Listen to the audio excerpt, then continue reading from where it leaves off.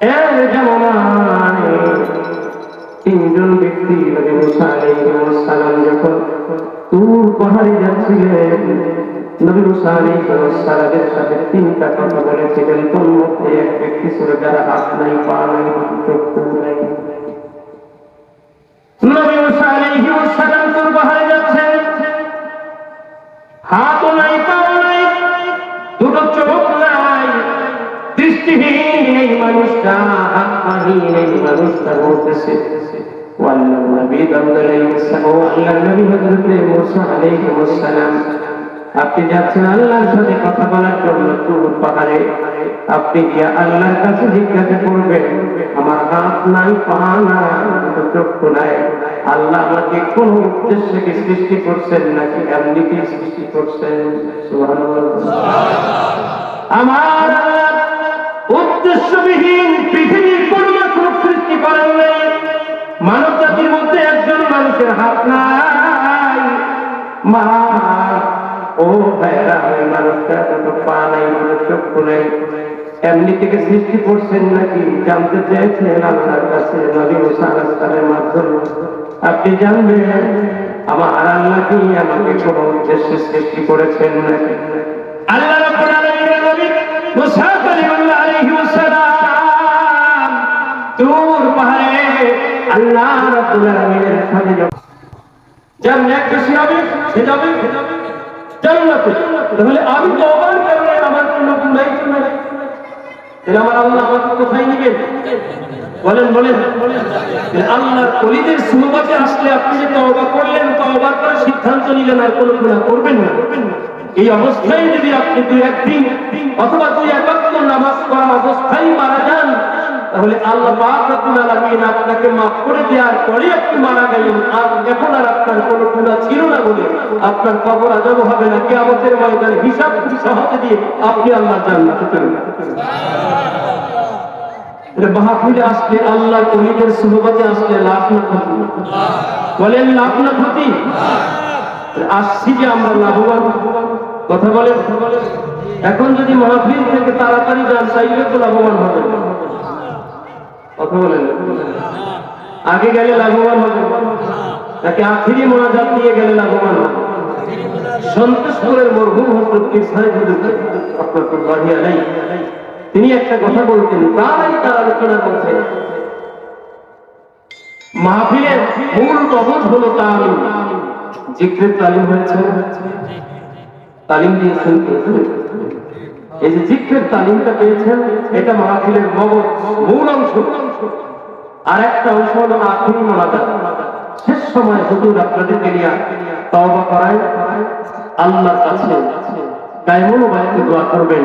এই দুইটা সময় হলো মূল। আমরা অনেক সময় তালিমের গুরুত্ব নেই, ইশারা করে যাব, বক্তা যারা আসবেন তারা স্বভাবতই ইশারা করে আলোচনা করে, তাহলে ওয়াজ শুনতে যাব। আসলে তরিকতপন্থী মানুষ তারা খুঁজে আত্মার খোরাক, আর আত্মার খোরাক শুধু জিকিরের মাধ্যমে। কথা বলেন, কথা বলেন, কথা বলেন। দিলের খোরাক কিসে? জিকিরের মাধ্যমে। আমরা জিকিরের সময় ফাঁকি দেই, যাবো পরে যাবো, ওয়াজ যখন শুরু হবে তখন যাবো। তাহলে ক্ষতি, আমার ক্ষতি আমি নিজে করলাম, হয়ে যেতে পারে। আল্লাহ নিজের সংস্পর্শে এসে একদিনের জিকির এর মাধ্যমে আল্লাহ পাক রব্বুল আলামিনের পূর্ণ মারিফাত হাসিল হয়েছে।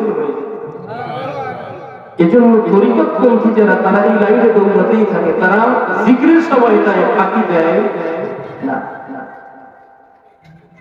তো এরপরে আরেকটা সময় এখন বাকি আছে, ওজরান ব্যস্ততার কারণে আসতে পারি নাই। তাহলে আখিরি মোনাজাতের আগে হুজুর তওবা করাবেন, জীবনে যে গুনাহ করেছি আর গুনাহ করবো না, অন্যায় করেছি আর অন্যায় করবো না, আজ থেকে আমি সংশোধন হবো, জীবনের সব অন্যায়কে বাদ দিয়া ভালো কাজগুলো করবো। এই সিদ্ধান্ত নেওয়ার কারণে আল্লাহ সব গুনাহ মাফ করে তাই আল্লাহ ওলি বানায়। সিলসিলার হাজার হাজার আল্লাহর ওলি আছে, এতে সাজিনা শরীফের পরম বহুদূর দাদা হুজুরের ইজ্জত কমছে না? একজন আল্লাহ পাকের ওলি আল্লামা শামস বিন সাউদ আহমদ রাহমাতুল্লাহি আলাইহির হাতে হাজার হাজার লক্ষ লক্ষ ওলি পয়দা হয়েছে। হুজুরের আপনার কবরের মধ্যে লাশ রাখতো, এতে কি হুজুরের ইজ্জত কমছে? বলেন আমাদের বড় হুজুরের ইজ্জত কমছে না বাড়ছে? একজন আল্লাহর ওলির মাধ্যমে যদি হাজার হাজার ওলি হয়, তাতে ওই আল্লাহর ওলির মর্যাদা আরো বাড়ে। কথা বলেন, যদি আল্লাহর ওলিদের মজলিসে আসলে আল্লাহর ওলি হওয়া যায়।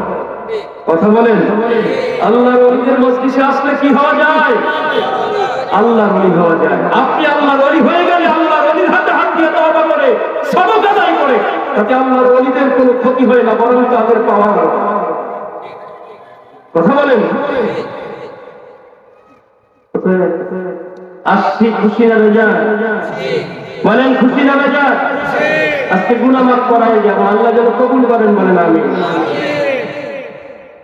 এই ডান পাশে যারা আছেন, আমার ডান পাশে, আপনারা একদম প্যান্ডেলের শেষ সীমা পর্যন্ত ঠেকাই দিচ্ছেন। একটু ভেঙে বাম পাশে আসা যায় না, যাতে করে পরবর্তীতে যারা আসবে তারা ওই দিক দিয়েই তো ঢুকবে, তাদেরকে একটু সুযোগ দেন। আপনারা ডান পাশে যারা আছেন ভেঙে একটু বাম পাশে আসেন, আমি আপনাদেরকে দেখতে পাবো। কিয়ামতের ময়দানে হতে পারে এমনটা যে আজকে আপনি আমাকে দেখতেছেন, আমি আপনাকে দেখতেছি। যেহেতু আমি দাবি করি, আমরা আপনারা সবাই দাবি করি আমরা হক সিলসিলার উপরে আছি, অতএব আমরা প্রত্যাশা রাখতে পারি যে কিয়ামতের ময়দানে আমাদের সাথে দেখা হবে ইনশাআল্লাহ। কাজেই চেহারাগুলো যদি দেখে চিনে রাখি তাহলে বলতে পারবো চর বরাবরী মাহফিলে আমি দাঁড়ানো ছিলাম, তখন দেখেছি এই সমস্ত ইমানদাররা সামনে বসা ছিলেন। কাজেই আপনাদের মতন একটাদের চেহারাটা আমাকে একটু দেখে ক্লিয়ার অন্তত আপনাদেরকে চিনে রাখা দরকার। যদি আল্লাহ কবুল করেন আপনি জান্নাতে যান, আমি যদি তখন কোনো কারণে যদি বাম পথে আল্লাহ আমার হাঁটানো শুরু করে, হয়তো আপনাকে হাতছানি দিয়ে দেখে বলবো, ভাই আপনাদের মাহফিলে আপনারা ছিলেন শ্রোতা, আপনি ছিলেন শ্রোতা, আমি ছিলাম বক্তা। অতএব ওই যে একটা সম্পর্ক ছিল, আপনি আমার প্রতি একটু হেসান করেন না, আমার একটু দেখেন নেওয়া যায় কিনা। এজন্য আমি আপনাদেরকে চিনতে চাই, আসতে রাজি আছেন? ডান পাশের ভাইরা আপনাদেরকে আমি চিনতে চাই, আপনাদেরকে আমাকে চিনাতে চাচ্ছি না। একটু ডান পাশে থেকে আপনারা বাম পাশে এই জায়গাটা পূর্ণ করে বসতে রাজি আছেন কিনা? দয়া করে আসেন, আল্লাহ যেন আমাকে আপনাদের মাধ্যমে কিয়ামতের ময়দানে পার করার ব্যবস্থা করে দেন। বলেন আমি যেন আপনাদের মাধ্যমে পার পেয়ে যাই। কোন রকম পার পেলেই তো হলো, উদ্দেশ্য তো আমাদের পার করা। কথা বলে ঠিক কিনা? আমাদের উদ্দেশ্য জান্নাত। একটা সাধারণ মানুষের মাধ্যমেও যদি জান্নাতি হলাম তো আলহামদুলিল্লাহ, সফল হয়ে গেল। কার সহযোগিতায়, কার কথা বিনিময়ে, কার ওসিলায় আল্লাহ মাফ করবেন আমরা কেউ জানি না। বলেন জানি? বলেন জানি? আমার জীবনে একটা কাজ করেছে, ঠিক আছে, আমার মনে প্রায় দেখা যায়। আমি তখন ছাত্র, মির্জাগঞ্জ জিয়ারউদ্দিন খলিফা সাহেব রহমাতুল্লাহি আলাইহির মাদ্রাসা, মির্জাগঞ্জ জিয়ারি আলিম মাদ্রাসার ছাত্র। খুব ছোট ছিলাম, বাড়ি থেকে যেতে অনেক কষ্ট হতো। তখন রাস্তাঘাট ভালো ছিল না, খাল অনেক সময় মাঝে মাঝে খালের মধ্যে নামতাম, ভিজা কাপড় নিয়ে মাদ্রাসায় যেতে হয়, বই কাঁধের মধ্যে নিতাম অথবা মাথার উপরে তুলতাম। এরপরে খালের মধ্যে দিয়ে চার ছিল না, সাতটা বলেন, এরপরে চার বলেন, যা বলেন ছিল না, জোয়ারের পানির কারণে ভিজে ভিজে যাওয়া না। রাস্তা এই অবস্থায় মাঝখানে অনেকখানি জায়গা, রাস্তা ভাঙা, উপরে একটা গাছ দেয়া আর একটা বাঁশ দাঁড় করানো। এই বাঁশটা ধরে দাও তো পানির কারণে, স্রোতের কারণে ঠকঠক করে কাঁপে, এই ঠকঠকানি কাঁপের মধ্য দিয়ে ওপারে পার হয়ে যেতে হয়। এই অবস্থায় দেখলাম একজন বৃদ্ধা মহিলা সে রাস্তায় দাঁড়ায়। অনেক মানুষ রাস্তা শক্তিশালীরা পার হয়ে চলে যাচ্ছে, কিন্তু এই বৃদ্ধা মহিলাকে কেউ যে সহযোগিতা করবে এমন কেউ করতে পারছে না, মহিলাও সহযোগিতা বলতে পারতেছে না। তো আমি ওপারে পার হয়ে গেলাম। আমার মা আমার দাদির বয়সেও মনে হয় তার চেয়েও বেশি বয়স হবে, খুব মাঝুর মানুষ, কিন্তু ওপারে তাকে দেখলাম। মহিলা এই অবস্থায় এখানে বসে খুব নার্ভাস ফিল করতেছে, কার কাছে বলবে, কে তাকে সহযোগিতা করবে। আর চারের অবস্থা ওই, তারপরে ধরনীতে ঠকঠকানি। এই অবস্থায় যে তাকে সহযোগিতা করতে যাবে সেও বিপদে করতে পারে, তাকেও বিপদে ফেলে। কেউ সাহায্য করে না, ছাত্র মানুষ মনে মনে চিন্তা করলাম, একজন মহিলা, আমার মা যদি আজকে এরকম বিপদে পড়তো তাহলে আমি তো মাকে রেখে যেতে পারতাম না। আমি তখন আবার প্রার্থনা এবার চলে আসলাম, বলি রেখে এসে দেখি তখন মহিলা আমাকে দেখেই তার মাথার উপর আর একটু নিচের দিকে ঘোরাই গেছে। আগেকার মানুষ যারা ছিলেন তারা সম্মান করতেন, সম্মান পাই। এখন রাস্তাঘাটে হাঁটলে দেখা যায় মাঝে মাঝে আমাদেরকে ইয়াং যারা ইজ্জত সম্মান দিতেও পারে না, যে কারণে রাস্তায় রাস্তায় ইজ্জত হারায়। কথা বলেন ঠিক? আগেকার জামানায় কোনো মায়ের উপরে অত্যাচার হয়েছে, তাদের ইজ্জত নষ্ট হয়েছে, এরকম শোনা যেত না। এখন রাস্তাঘাটে ছাগল আর কুত্তার মতো এদের ইজ্জত নষ্ট হচ্ছে।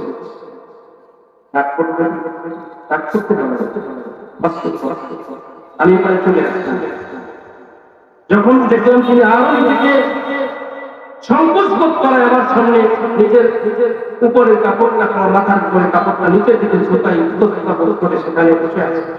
আমি বললাম, মা আপনি তো ওপারে যাবেন? তখন খুব মৃদু আওয়াজে বলতেছে, বাবা যাবো, তবে আমার সাহস হচ্ছে না যে আমি এই 4 পার হয়ে ওপারে যেতে পারি। আমি বললাম, মা যদি আপনি কিছু মনে না করেন আমি আপনাকে হাত ধরে ওপারে পৌঁছাই দেই। বললো, বাবা তুমি আমার জন্য এতটুকু কষ্ট করবা? আমি বললাম, মা তাহলে কাজ করি, আগে আপনার যে ব্যাগটা আছে ব্যাগটা আগে ওপারে করুন। আপনার ব্যাগ সাথে নিয়ে আপনাকে নিতে গেলে তাহলে বিপদ করতে পারে, আগে ব্যাগটা ওপারে পৌঁছাই, ব্যাগটা নেবে। এরপরে মহিলাকে মা সম্বোধন করে আমার মাকে আমি ওপারে পৌঁছাই দিয়া এরপরে ব্যাগটা বললাম যে, মা আমি তো মাদ্রাসায় যাবো, আর কতক্ষণ আমি আপনার সাথে যেতে পারবো, ব্যাগটা আমি সাথে নিই, আপনার কষ্ট হচ্ছে বলতে পেরেছি। তখন দেখলাম মহিলার সাথে সাথে দুটো হাত তুলে আল্লাহর কাছে দোয়া শুরু করলাম। আমি অনেক বিপদের মধ্যে ছিলাম, এই জায়গা থেকে আজকে আমি পার হতে পারতাম না। একটা মাদ্রাসার ছাত্রের আদর্শ এরকম আমাকে পার করে দিল। আল্লাহ যিনি আমাকে এই বিপদ থেকে পার করলো, তুমি তাকে জান্নাতে যাওয়ার জন্য কুলসিরাত পার করে পৌঁছাই।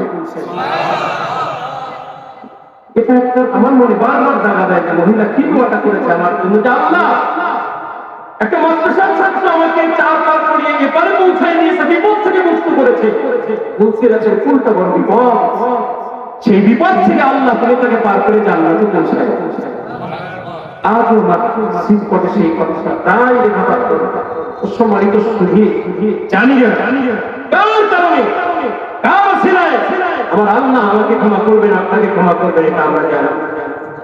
বলেন আমরা কিন্তু ভাইরা আল্লাহ নিজের সংস্পর্শে আসলে আল্লাহ তো ক্ষমা করবেন, করতে পারেন, এই বিশ্বাস আমাদের আছে না?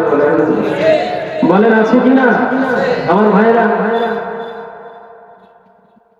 গত এই যে ঈদ গেল কি বারে? বৃহস্পতিবার। এটার ভিতর হলো বৃহস্পতিবার ঈদ গেল, আর শুক্রবার জুমার নামাজ পড়ায় নোয়াখালী মনার্থী দরবার মাহফিল ছিল। সন্তোষপুরের মরহুম গৌরব হুজুর আল্লামা পীর মসকিউদ্দিন রহমতুল্লাহি আলাইহির আব্বা কারি ইউনুস মুন্সি রহমতুল্লাহি আলাইহি অনেক পরোপকার আল্লাহর একজন ওলি ছিলেন। তার কারণে অনেক ঘুরি সেগুলো বলার জন্য না। তো ঈদের পরের দিন শুক্রবার জুমা পরে আমার মসজিদ থেকে অনার্থী দরবারের উদ্দেশ্যে মাহফিলে যেতেই হবে। আমি বহুত গরিবসী করছি না যাওয়ার জন্য, না কোনো অবস্থাতেই কাপড়ে না, যেতেই হবে। রাত 12:55 আলোচনার জন্য আমার ডাক করে বলছে, রাত 3টায় আরেকজন বক্তা এসে আলোচনা শুরু করছে। আল্লাহর মেহেরবানি পৌনে 3টায় এসে বলে ওই বক্তা আসবে। এরপর তো হুজুরের দরবার স্টেজে আলোচনা শুরু করছে। বারবার পিছনে তাকাই দেখি কোনো নোটিশ আর আসে কিনা, নোটিশ আসে না। রাত্র 3:30টায় একটা নোটিশ আসে, 4:30 আলোচনা শেষ করছে। আল্লাহর মেহেরবানি আল্লাহ আমার কবুল করছে। 4:30 সালাম দিয়ে স্টেজ থেকে নামছে, সাথে সাথে মাইক একজনে করে আজান দিতে বদলে দাঁড়ানো অবস্থায়। যখন আমি এখানে দাঁড়ায় আলোচনা শুরু করছি, স্টেজের মধ্যে অনেক মানুষ একটু বিব্রত বোধ করছেন যে দাঁড়ায় আলোচনা করেন। এটা আমরা করি, আমাদের মুরব্বী যারা আগামী যারা তাদের সম্মান আমরা আমাদেরকে ওই রকম গঠন করতে আমরা পারি। অনেককেই দেখি মুড়ি চেয়ারে বসে আলোচনা করে, পীরের সাথে সরে দাঁড়ায়। পীর মুড়িদের সাথে যদি পীরের সাথে মুড়িদের তাসিম সম্মান যদি রাখে তাহলে সব কিছু সমান হয়ে গেল।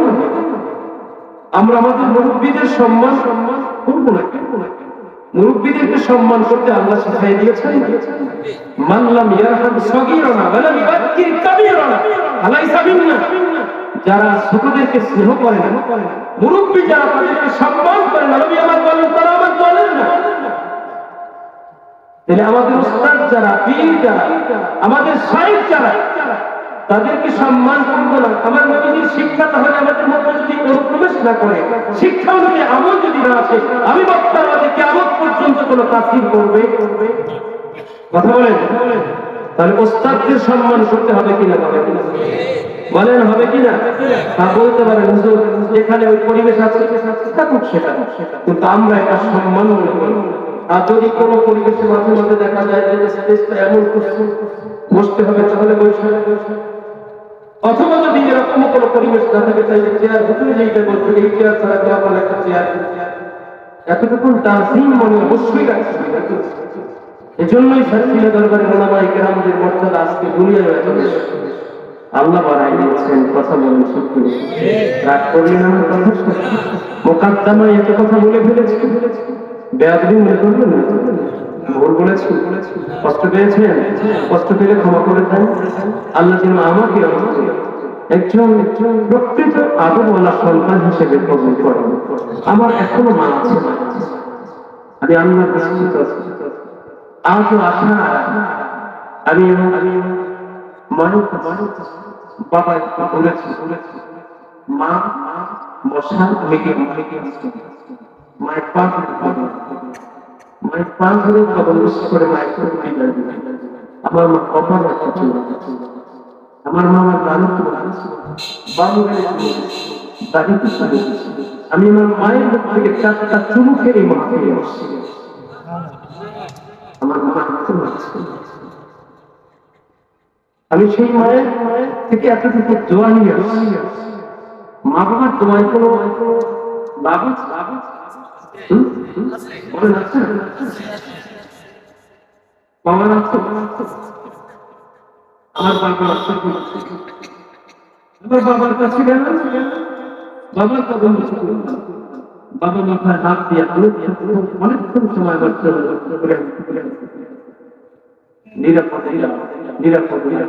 আল্লাহর কাছে সুপুর্দ করলাম। এই প্রত্যেকটা কথা আমার আল্লাহর কাছে এক একটা বিশাল পাওয়া।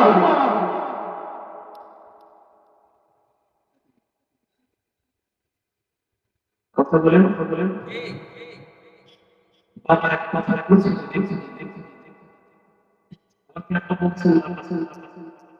ঢাকার শহরে বাড়ি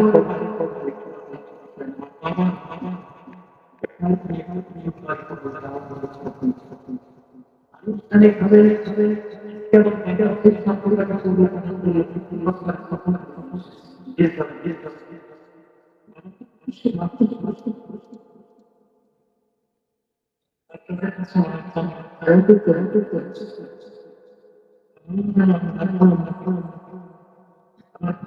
সম্পন্ন করে 100 বছর আমি দায়িত্ব আমি কি বলবো?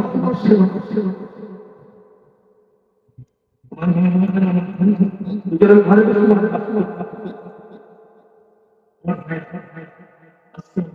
সকলের জন্য না জানতে পারছিলেন হিসেবে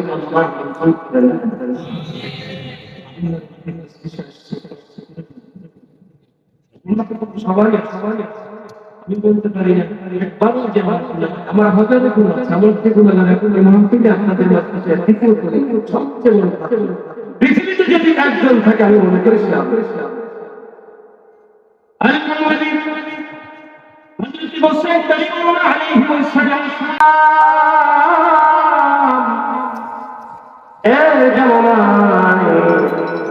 তিনজন ব্যক্তি নবী মুসা আলাইহিস সালাম যখন তুর পাহাড়ে যাচ্ছিলেন, নবী মুসা আলাইহিস সালামের সাথে 3টা কথা বলেছিলেন। তোর মধ্যে এক ব্যক্তি ছিল যার হাত নাই, পা নাই, চক্ষু নাই।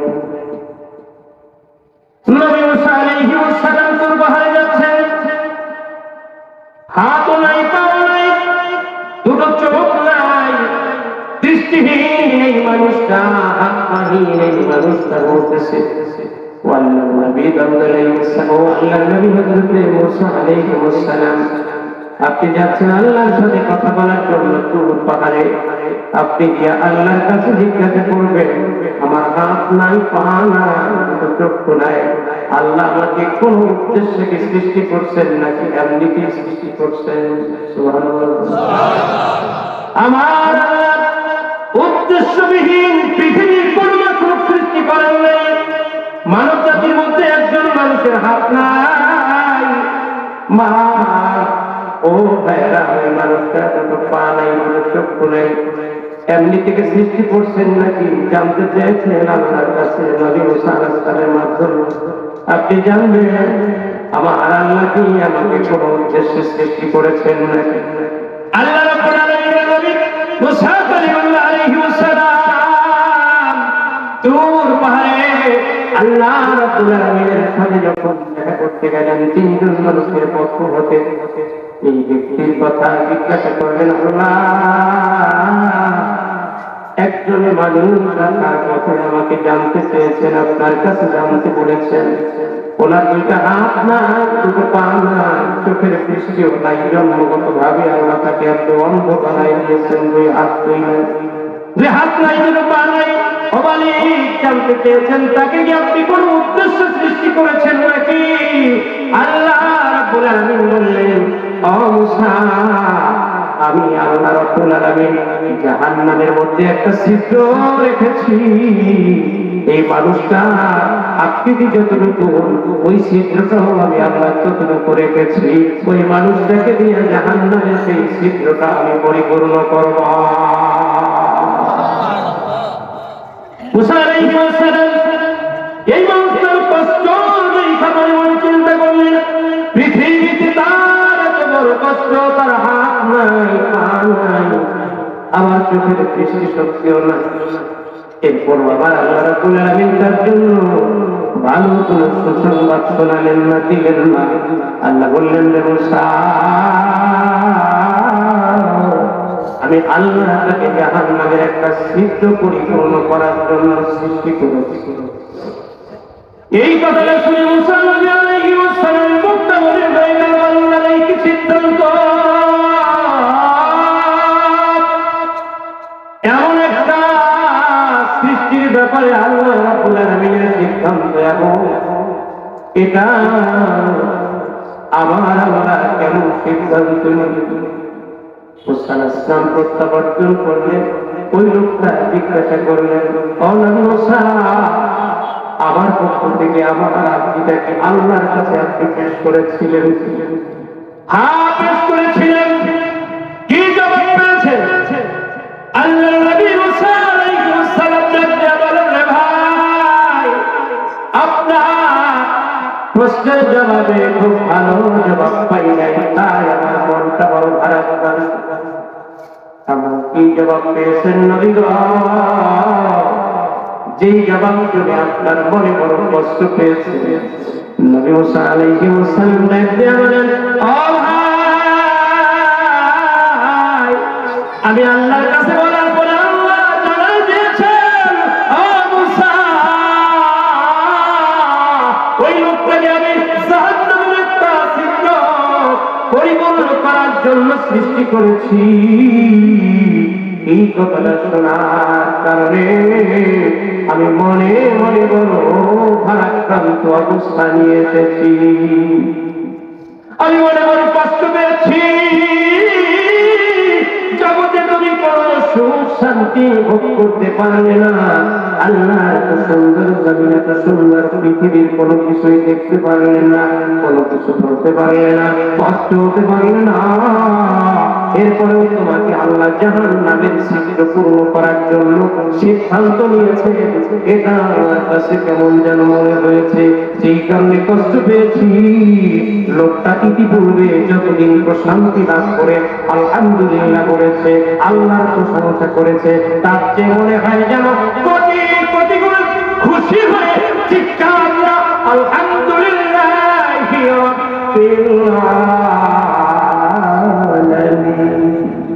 বলে আল্লাহর কৃতজ্ঞতা স্বীকার করে বললেন, ও নবী মুসা, এতদিন পর্যন্ত আমি মনে করেছিলাম আমার আল্লাহ আমাকে কোনো উদ্দেশ্য নিয়ে সৃষ্টি করেন নাই, এখন যখন আমি আপনার থেকে জানতে পারলাম আমার আল্লাহ আমাকে করছে অর্থাৎ জাহান্নামের একটা ছিদ্র আছে, ওই ছিদ্রটা আমাকে দিয়া পূর্ণ করবেন। আমার মনটা ভরে গেছে, আমার আল্লাহ আমাকে অযথা সৃষ্টি করেন নাই। মুসা আলাইহিস সালাম আশ্চর্য হয়ে গেলেন, ভালো খবর দিতে পারলাম না। এরপরেও সে খুশি চিত্তে আল্লাহ রাব্বুল আলামিনের প্রতি আরো কৃতজ্ঞতা স্বীকার করে নিল। এ কেমন আশ্চর্যজনক মানুষ, এ কেমন আজীব মানুষ। কিছুদিন পরে আবার আল্লাহর সাথে কথা বলার জন্য তুর পাহাড়ে যখন নবী মুসা কালিমুল্লাহ আলাইহিস সালাম গেলেন, আল্লাহ রাব্বুল আলামিনের কাছে জানতে চাইলেন, আল্লাহ ওই মানুষটার মর্যাদা কি আপনার কাছে আগের মতো না থাকতে পারছে না কমছে? আল্লাহ জানাই দিলেন, মুসা ওই মানুষটাকে দিয়া জাহান্নামের গর্ত পূর্ণ করার সিদ্ধান্ত আমি আল্লাহর ছিল। যখন এই কথাটা জানার পরে সে আমি আল্লাহর কৃতজ্ঞতা স্বীকার করেছে, আমি আল্লাহ তাকে জান্নাতে নেওয়ার সিদ্ধান্ত নিয়ে ফেলেছি। ওই মানুষটা জান্নাতের সর্বোচ্চ মর্যাদা লাভ করবে। নবী আমার বলছেন, ইদা সাআলতুমুল্লাহ ফাসআলুহুল ফিরদাউস, যখন তোমরা আল্লাহর কাছে কোনো কিছু চাইবে অর্থাৎ জান্নাত কামনায় দোয়া করবে, তখন তোমরা আল্লাহর কাছে জান্নাতুল ফিরদাউস কামনা করবে। আল্লাহ জানাই দিলেন, মুসা আমি আল্লাহর সিদ্ধান্ত চূড়ান্ত হয়ে গেছে, আমার ওই বান্দারে আমি আল্লাহ জান্নাতুল ফিরদাউস দান করে দিব।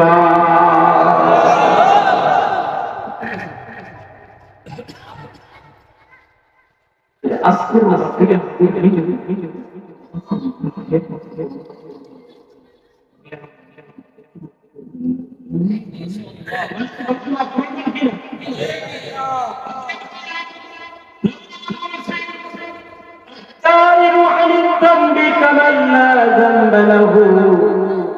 গুনাহ করেছেন, গুনাহের পরে যদি আপনি তওবা করেন, তওবা করলে আপনাকে আল্লাহ এমন ভাবে নিষ্পাপ বানাই দিবেন, যেমন একটা সন্তান মায়ের পেট থেকে যখন ভূমিষ্ঠ হয় তখন যেমন নিষ্পাপ থাকে, তওবা করলে ওই মানুষটা তদ্রূপ নিষ্পাপ হয়ে যায়। বলেন সুবহানাল্লাহ।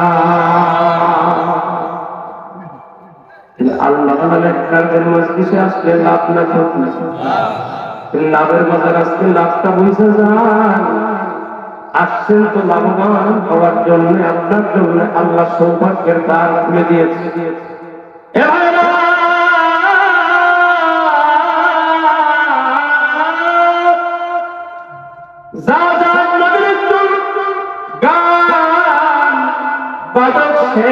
কাঠের যন্ত্র বাজায় বাজায় গান, বাদ্য বাজায় আর এই যন্ত্র বাজায় তালে তালে নাচছে। হযরত ইবনে আব্বাস রাদিয়াল্লাহু আব্দুল্লাহ বিন মাসউদ রাদিয়াল্লাহু তাআলা আনহু পাশে যাচ্ছে, যাওয়ার সময় তার গানের আওয়াজ এবং সেই বাদ্যযন্ত্রের আওয়াজ দুটো মিলে গানকে আরো সৌন্দর্য বৃদ্ধি করে মানুষকে মাতলামির পর্যায়ে পৌঁছায় দিচ্ছে। তার গান আর বাদ্যযন্ত্রের আওয়াজ মানুষগুলো হেলে দুলে তালে তালে নাচতেছে আর তার সুরে সুর মিলায় গান গান। আব্দুল্লাহ বিন মাসউদ রাদিয়াল্লাহু তাআলা আনহু পাশ দিয়ে যাওয়ার সময় তিনি বললেন, মা আহসানা হাযা সাউত, আহারে কত সুন্দর মধুর আওয়াজ, এই মধুর আওয়াজ সে যদি এইভাবে শোনার করে এই কণ্ঠ দিয়ে যদি আবার আল্লাহর কোরআন তেলাওয়াত করত, এই কণ্ঠের চেয়ে কোরআন তার কণ্ঠে লক্ষ কোটি গুণে আরো সুন্দর শোনা যেত। তাদের যদি তার হিদায়াত থাকে, আমার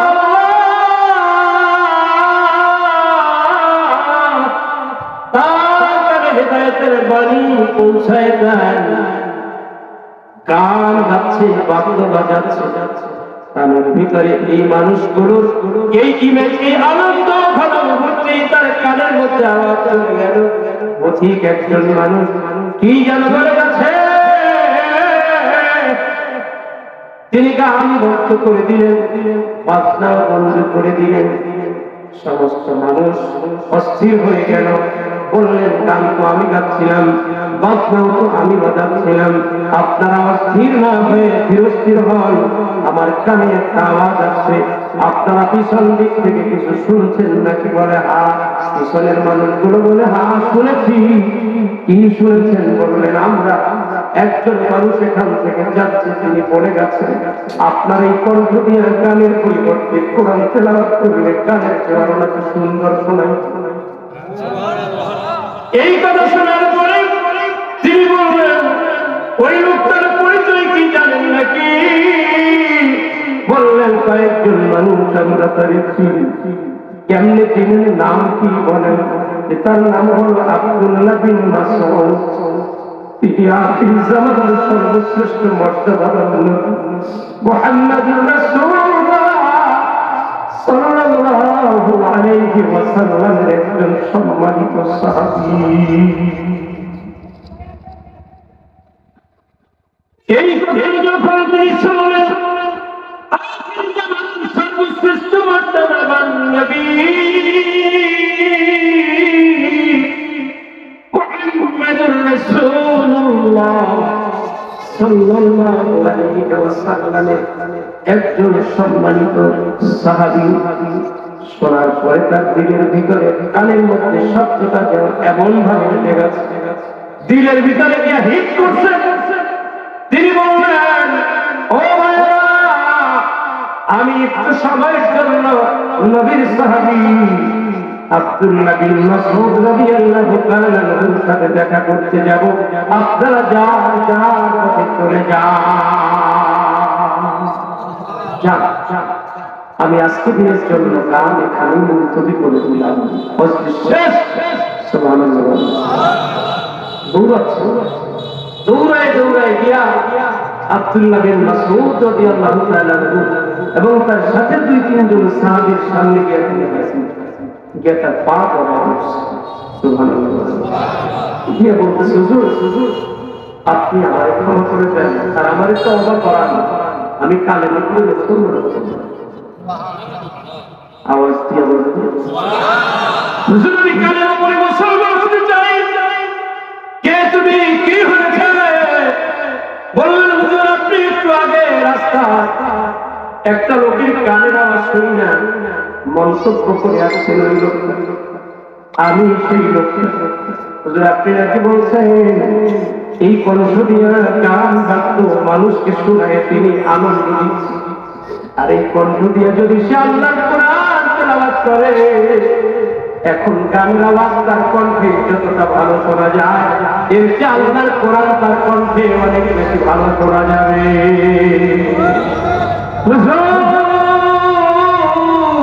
এই কারণে আমি আল্লাহ রাব্বুল আলামিনের ওয়াজিব বাণী তেলাওয়াত করার জন্য আত্মসমর্পণ করতে এসেছি। হুজুর বলেন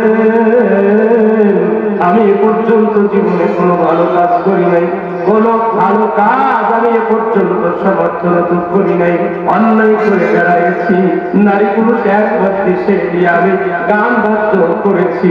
হুজুর আমি জানতে চাই আমার এই অন্যায়গুলো আমার আল্লাহ ক্ষমা করবেন কিনা?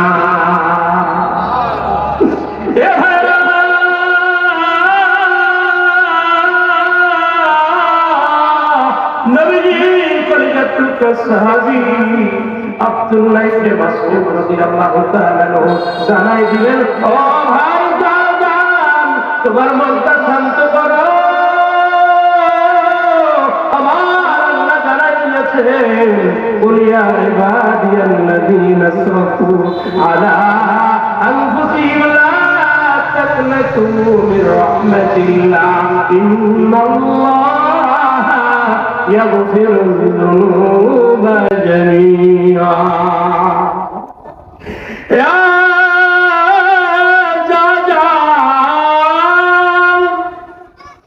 আল্লাহ বলে দিয়েছেন হে আমার প্রিয় বান্দারা শুনে নাও, যারা গুনাহ করে নিজেদের নফসের উপরে জুলুম করেছো, গুনাহ করে করে নফসের উপরে ঠকবাজি করেছো, নিজেরা গুনাহ করে করে বড় মহাবড় অন্যায়কারী হয়ে গেছো। অপরাধের কারণে নিজেই তুমি এখন সন্দেহের মধ্যে হাবুডুবু খাচ্ছ। এত বড় অন্যায়কারী হিসেবে আমার আল্লাহর কাছে আমি কি আর মাপ জীবনে পাবো কি পাবো না, সন্দেহের মধ্যে হাবুডুবু খাচ্ছ। তুমি তোমার অন্তর থেকে সন্দেহ দূর করে ফেলাও। আমি আল্লাহর দয়া, আমি আল্লাহর রহমতকে তোমার সন্দেহের চেয়ে অনেক বড় মনে করে নাও। আমি আল্লাহর কাছে তওবা করে ফিরে আয় রে বান্দা, আয় আয়। আমি আল্লাহর দয়া অনেক বড়, আমি আল্লাহ তোর জিন্দেগীর সব গুনাহ মাফ কইরা দিব। আয় বান্দা, আয়, তওবা করেছ। আমি আল্লাহর কাছে তোর তওবা ভালো লেগেছে। আমি আল্লাহ এই জন্য তোর জিন্দেগীর সব গুনাহ ক্ষমা কইরা আমি আল্লাহ আমার আপন রহমতের করে তোরে তুলে নিলাম। বান্দা রে, আমি আল্লাহ তোর জিন্দেগীর পিছনের সব গুনাহ ক্ষমা করে দিলাম। শুধু তাই না, ক্ষমা করে দিয়ে ক্ষান্ত না রে বান্দা, কিয়ামতের ময়দানে তোর গুনাহগুলো নিয়ে যখন তুই হাসরের ময়দানে উঠবি রে, তখন তো আমি আল্লাহ রাব্বুল আলামিনের সামনে তোর লজ্জা হবে, তুই বড় লজ্জিত থাকবি। এই কারণে আমি আল্লাহ এও জানাই দিলাম, ইউবাদদিলুল্লাহু সাইয়্যাতিহিম হাসানাত। তোর সমস্ত আল্লাহর অপরাধ গুনাহ কাজগুলোকে আমি আল্লাহ নেক দিয়া বদলাই দিব রে।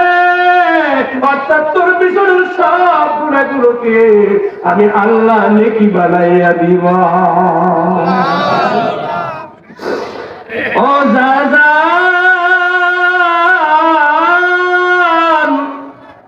তুমি যখন ভাই নিজের ভুল বুঝতে পেরে তওবা করেছো, অনুশোচনায় ভেঙে পড়েছো, আমার আল্লাহ সঙ্গে সঙ্গে তোমার পিছনে যত গান বাদ্যের মাধ্যমে গুনাহ তুমি করে এসেছো, আল্লাহ সব গুনাহ তোমার মাফ করে দিয়েছে।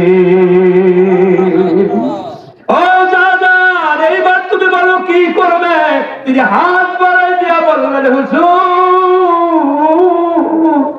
তাহলে এইবার আপনি আমার কালেমা পড়ায় দেন, লা ইলাহা ইল্লাল্লাহু মুহাম্মাদুর রাসূলুল্লাহ। তোরে বলেন সাল্লাল্লাহু আলাইহি ওয়াসাল্লাম। কেন বলবেন? কেন? নবী আমার বলেন, আল বাখিলু মান যুকিরতু ইনদাহু ফালাম ইউসাল্লি আলাইয়া। দুনিয়ার মধ্যে সবচেয়ে বড় কৃপণ সে, যার সামনে আমার নাম উচ্চারণ হলো অথচ আমার উপরে দরুদ শরীফ পড়লো না। কৃপণ ব্যক্তি হবেন? বলেন বলেন। নবী আমার বলেন, মান যুকিরতু ইনদাহু ফালাম ইউসাল্লি আলাইয়া ফাকাদ শাকা। আমার নাম উচ্চারণ কারো সামনে করা হলো অথচ আমার উপর একটু মহব্বতে দরুদ শরীফ পড়লো না, সে ধ্বংস হয়ে গেল। নাউযুবিল্লাহ। তার ধ্বংস নিশ্চিত, সে ধ্বংস হয়ে যাবে, তার দুনিয়ার সমস্ত কিছু বরবাদ হয়ে যাবে। নবীজির প্রতি মহব্বত ভালোবাসা যার যত বেশি, তার সম্মান দুনিয়া এবং আখিরাতে তত বেশি। কথা বলেন, দুনিয়ায়ও বেশি আখিরাতেও। বলেন, দুনিয়ায় বেশি আখিরাতেও বেশি। সম্মানিত সুধী, এজন্য আমার নবীজির প্রতি আমাদের মহব্বত ভালোবাসা ওই পরিমাণ হতে হবে, যেই পরিমাণ ভালোবাসা হলে আল্লাহ নবী মুহাম্মদুর রাসূলুল্লাহ সাল্লাল্লাহু আলাইহি ওয়াসাল্লামকে কিয়ামতের ময়দানে আমি খুব কাছে পাবো। আর কাছে পাওয়ার সবচেয়ে বড় একটা আমল হলো, নবী শিক্ষা দিয়েছেন, বলে দিয়েছেন, নবীজি বলেছেন, নবীজি বলে দিয়েছেন, কিয়ামতের ময়দানে আওলান নাসি বি ইয়াউমাল কিয়ামতি আকসারুহুম আলাইয়া সালাত। কিয়ামতের ময়দানে আমার উম্মতের মধ্যে তারা সবচেয়ে আমার নিকটতম হবে যারা আমার উপর খুব বেশি পরিমাণে দরুদ শরীফ পড়বে। সুবহানাল্লাহ। এজন্য এই সিলসিলার একটা সবচেয়ে বড় আমল হলো সকালে 100 বার দরুদ শরীফের ওজিফা এবং ফজরের নামাজের পরে 100 বার দরুদের ওজিফা। এটা হলো ন্যূনতম কম প্রথম। হুজুর যখন আমাদেরকে সবক দেন 300 বার নফি ইসবাত জিকির প্রাথমিক, এরপরে আস্তে আস্তে 200 করে বাড়ানোর কথা বলে দেন। দরুদ শরীফ প্রথমে আপনাকে 100 বার ওজিফা দিয়েছেন, সকালে 100 বার, আবার সন্ধ্যায় এশার নামাজের পরে আবার 100 বার। এই যে 200 বার দরুদ শরীফ পড়ে যারা প্রকৃত আশিকে রাসূল, তারা 100 বার না 1000 বারও পড়ে, এর চেয়ে বেশিও পড়ে। আছে কি না বলেন, আছে কি না? এ ভাই মোহাম্মদ বিন সাঈদ বিন মুতাররিফ রাহমাতুল্লাহি আলাইহি, আলোচনা লম্বা হয়ে যাচ্ছে, হুজুরের নির্দেশিত সময়ের মধ্যেই যেন আল্লাহ আমাকে শেষ করার তৌফিক দেন। মোহাম্মদ বিন সাঈদ বিন মুতাররিফ রাহমাতুল্লাহি আলাইহির অভ্যাস ছিল ঠিক রাত্রে, প্রত্যেক রাত্রে এশার নামাজ শেষ কইরা, কোনদিন হয়তো খেয়েছে, যদি খেয়ে ফেলে আবার ওযু করে এসে 2 রাকাত নামাজ আদায় কইরা পবিত্র অবস্থায় মুসাল্লায় বৈশা নবীজির মুহাব্বতে তাসবিহ হাতে নিয়ে দরুদ শরীফ পড়ে পড়ে 1000 বার শেষ করে ওযু অবস্থায় ডান কাত হয়ে ঘুমাইতেন। আরেকটু জোরে বলুন সুবহানাল্লাহ। কতবার? আপনি আমি 1000 বার পড়ি? বলেন পড়ি?